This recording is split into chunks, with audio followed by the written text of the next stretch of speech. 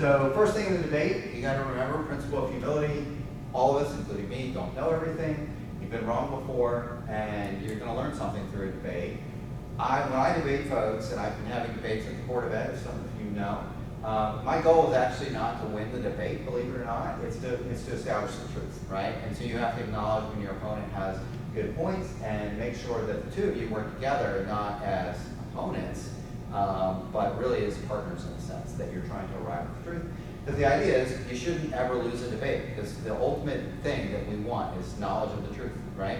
So if my debating partner points out where I'm wrong, well, now I'm in possession of the truth, right? I'm in possession of knowledge that can be helpful and productive and hopefully result in better outcomes for kids. So who doesn't want that? Judgment and charity, always, this is really hard, always assume the best and most honorable motives on the part of your opponent. People take positions for different reasons. They often have personal histories that get involved. They have personality traits that influence their thinking. So I always assume that people that disagree with me, they have good intentions. Maybe they have different information. Maybe their information is better. Maybe it's less accurate. But we need to talk to figure that out, right? So I always assume that folks are coming at it from a good place.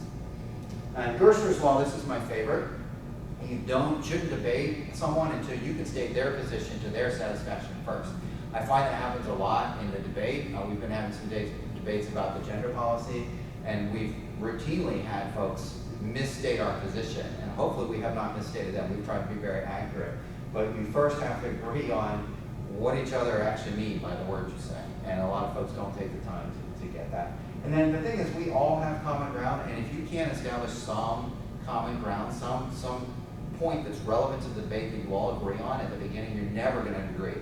So the very first thing you have to do is figure out where do we agree, and then from there, on the points that we disagree, we might all agree, for instance, that we want kids to be able to learn to their potential, right? Let's say something like that. Okay, if we can agree on that, then we can figure out what's the best way to get there. So it's seek to understand before being understood. Correct, yeah, that's it. That's exactly. So you have to figure out what you all have in common, what understanding the other person more than trying to go and get your position out there. And, oh, I have all this research, blah, blah. You just, you can kind of do a verbal diatribe and say all kinds of things that aren't going to land on that person's mind anyway until you understand where they're coming from.